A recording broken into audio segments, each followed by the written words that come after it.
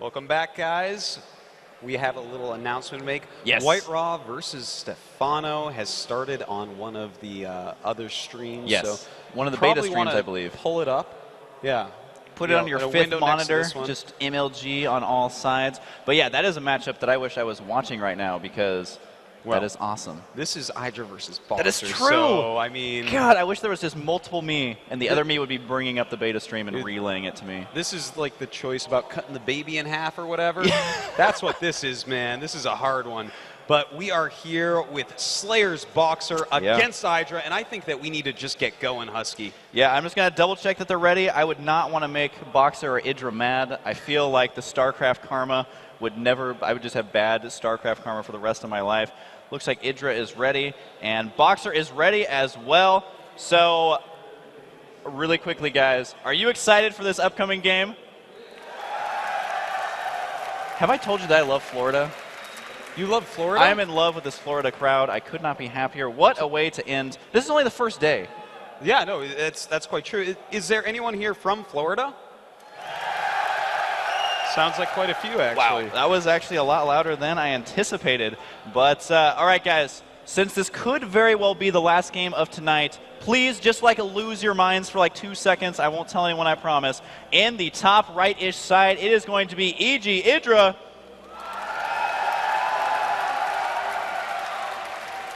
And of course, on the right, we have our Terran player, the Emperor himself, SlayerSBoxer.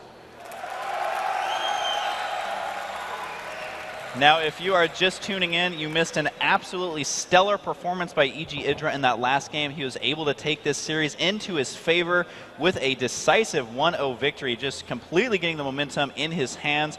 And you know EGldra on a personal level. How do you think he's feeling right now? He is feeling really good.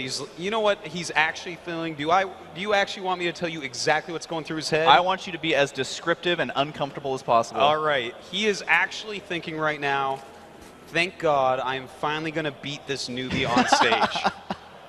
That's the truth, Husky. Word for word out of EGLdra's own brain. And There's probably a swear in there as well. I just didn't want to say that there. Probably a lot more than just one. But right now, Boxer doing a similar placement of that barracks. It's going to be spotted right away by this Overlord. And do you have any predictions on what Boxer might do here on this map, considering that he's down 0-1? You know, by the placement of everything and how it all looks, it looks like it's going to be the same build as before. Oh, yeah. You know, he's getting the gas. He's building the barracks in a similar location to the time of last game early on. So I think he's going to open up exactly the same. But, you know, SlayerSBoxer, he's such a tricky guy. He's such a sneaky snake that I think that he may be showing that to EGldra to make EGldra think it's going to be the same thing and then perhaps do something else. Yeah, absolutely. Now, I have seen Boxer in very recent tournaments that I've cast where he actually sticks with the same build. Even in a best of 5, if it goes to 5 games, it's the same build every time. So I'm wondering if he's going to be that predictable or if he does, again, you know, have something kind of up his sleeve planned. Now, we do have Hatch first out of EGldra here. And my level of surprisedness is 0 because he seems to always do that. It's pretty low, man, but SlayerSBoxer, I think, might be in some trouble. I think EGldra possibly here is going for a Roach build. And if he's going for a Roach build against a somewhat flimsy reactored Hellion expansion, he may catch him off guard. EGLdra's still not getting a gas, and normally you get your gas quite late when you're going for a Roach build because, well, you don't really need that much gas, and you don't need it that quickly. So we will see in just a few moments here if he actually ends up making a geyser, or he just wants to go extremely mineral heavy. Yeah, there goes the geyser down right there. And I have seen EGldra in so many series. It always seems like in the first game he plays super heavy macro, and if he's able to go up a game, then he will do some sort of Roach or, you know, some sort of rush in that regard. Now, we do have the command center going down right now.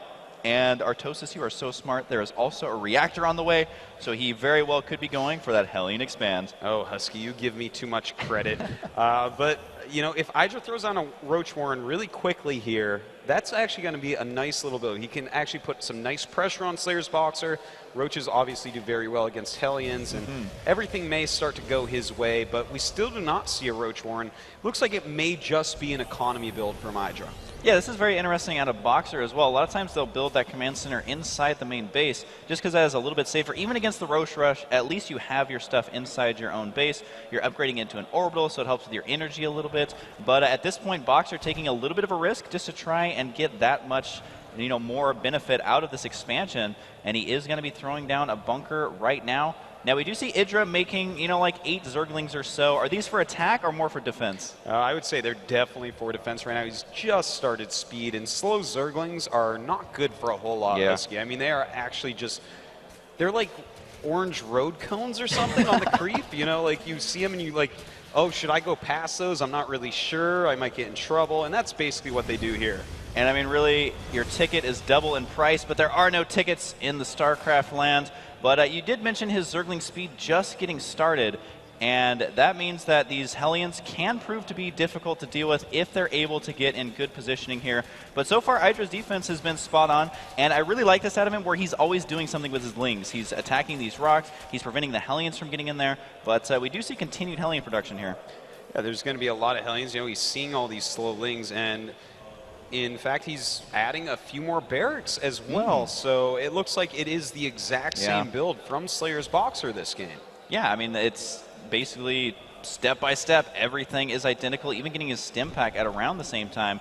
Now, the difference is that his expansion looks like he'll be able to defend it now. This is exactly what Boxer wanted to happen, and that means that he can continue forward just as he had planned. Now, do you expect EGldra to be expanding here pretty soon? I think he's going to go ahead, grab his Spire, get the Baneling Nest going, and just play a kind of catch-all defense like he did last game. He realizes that Boxer has some pretty strong timing attacks, and taking that third base is exactly what Boxer wants you to do. And, well, the last thing that you ever want to do is what Boxer wants you to do. Oh, God, yeah. Yeah, especially if he starts doing drop play, which could be very effective on this map. We see the starport timing virtually identical to the last game. Reactor right there means he can swap those out for a lot of early medevacs. And again, the early by air positions means that he can indeed begin harassing there and trying to as well harass the expansion at the same time with those Hellions. But at this point, I mean, both players are at about the exact same point that they were in the last game. Yeah, this game actually looks eerily similar, but on a different tile set. So yes. That's going to be pretty tricky. I mean, the travel distance is kind of similar to before. SlayerSBoxer's push should come out as soon as these reactored medevacs are out, and it's going to be like the same amount of units and everything. So we'll have to see, can EGldra stomp that exact same attack once again? Yeah, now one thing Boxer's going to have to look out for is this map is fairly wide open in the center, which that is a Zerg playground, as you can get the nice surrounds and the sandwiches. So is Boxer going to push out like that, or is he going to try something a little bit sneaky? Well, right now he is deciding to push out. Stim is done. Medevac's done as well. And I think, is this the exact same timing they did last time? This is just looking so familiar. No, this is, we're actually watching the same game again, Husky. In fact, yeah, I opened up the replay and are like re-watching that. But we do see now that Boxer, once again, going to be aggressive here at the exact same timing as the last game. Now, I don't think this is going to kill EGldra, but it is going to force a lot of Lings. It certainly is, and there's some Banelings targeting those down. Beautiful play right there. Here come the Zerglings as well. A nice surround, but he can pick up in medevacs, and that is exactly what he will do. SlayerSBoxer not really losing the army like we saw in the last one. Yeah, absolutely. That is spot on. Now, Boxer did allow the surround to happen a little sooner than he probably would have liked, as his focus was somewhere else. But guess what? EGldra is going for the same 7 Mutalisks that he did in the last game. The difference being that Boxer should be able to defend with the additional units that he has saved, but the Mutalisks can poke in so much quicker because of these close spawns. Oh, that's actually a very good point, Husky. It's going to be pretty hard to actually defend against this well. EGldra, in the meantime, his third has just opened up. He's getting a macro hatch, even destroying those rocks, as you just showed us. He's really getting ready to go into macro mode here. So SlayerSBoxer, I mean, they're both in better positions than last game in some ways. EGldra, economically, SlayerSBoxer, army-wise.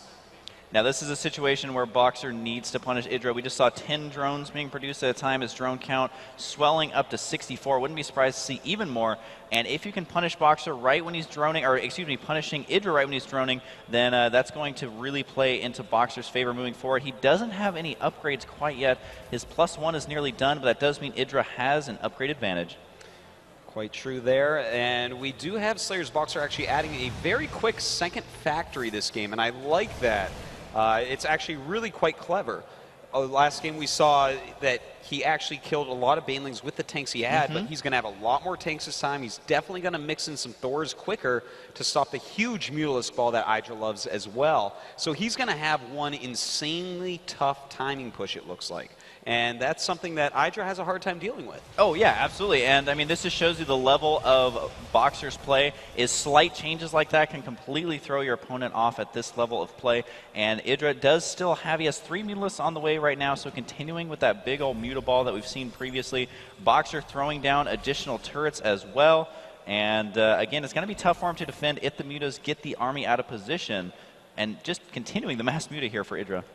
Yeah, he does love those Mutas quite a bit, and taking that gold base right now, really nice creep spread by EGldra. He's got pretty much everything connected right now, so he can quickly defend.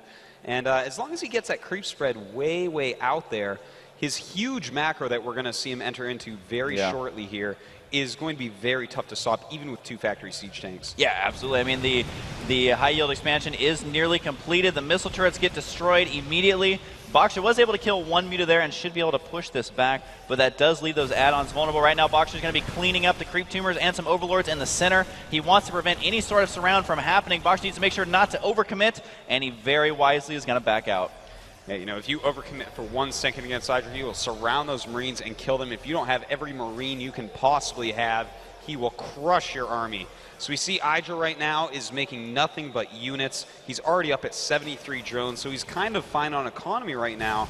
But Boxer actually, well, hold on. We actually have some very nice Mutalisk harassment taking out those Marines. Boxer, in the meantime, has taken his gold base, and this game is looking pretty close when you just look at it until you look at the supply. 187 against 135. And losing 2 reactors, that is huge. That's basically the equivalent of losing 2 barracks as they take so long to kill. He's just sitting over the production facilities, and Boxer decides, I need to attack right now, but that is so many units out of EGldra. Yeah, he has quite a large swarm. 30 more Lings in production, a bunch more Mutas as well. Look at this, a nice little pick-off of some side Marines. EGldra just controlling his Mutas perfectly. Wow, EGldra may just win with pure Muta right here as he's slowly whittling this army down. He's delayed the production so severely for Boxer. I mean, losing those 2 add-ons may not seem like a big deal, but it actually is a giant deal. A major attack in the center. Looks like EGldra wants to end this game right now. He's got a huge surround, able to clean all this up. There's only a couple of tanks far behind to help out, but guess what? They are not very good against Mutas. EGldra almost 100 supply ahead right now. Wow, EGldra just playing so impressively at the moment, morphing some more Banelings, sending down a lot more units being rallied, and I mean, well, Boxer coming out there, he wants a fight. EGldra is going to give it to him. SCV's being pulled, but I don't think anything's going to be enough now. Oh man, this is the exact kind of game that EGldra wanted. Obviously he wanted to win, but he wanted to do it in a macro style, and that's exactly what he's got. Baneling's killing off the SCVs. There's really nothing that Boxer can do. He can't even spend his money quickly because his production has been halted so severely. You can see him trying to add on barracks. He's full on the Marine queue, and this is going to be it. I believe EGLDRA's going to take this 2-0. It does look like that, Husky. EGldra has over 3 times good game. GG. Oh my. What a flashy ending there. Wow.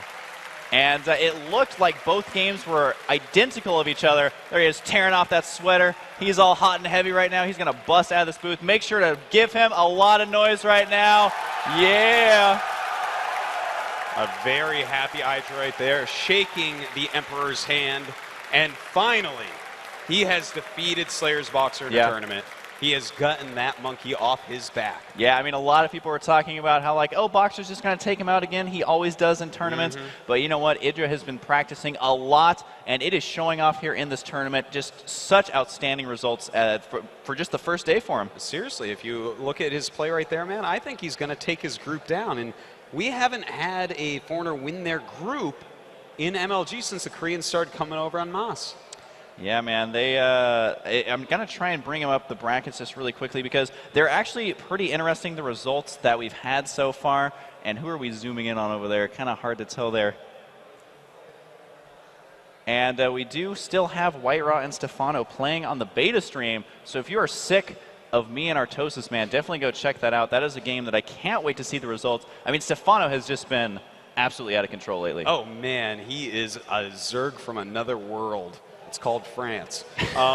He is just a really good man. Of course, White Rot, everyone's hero. You guys have got to go watch that because, well, we're pretty much over, Husky. Yeah, I just want to give some quick updates on the brackets before everyone goes and checks out the other stream.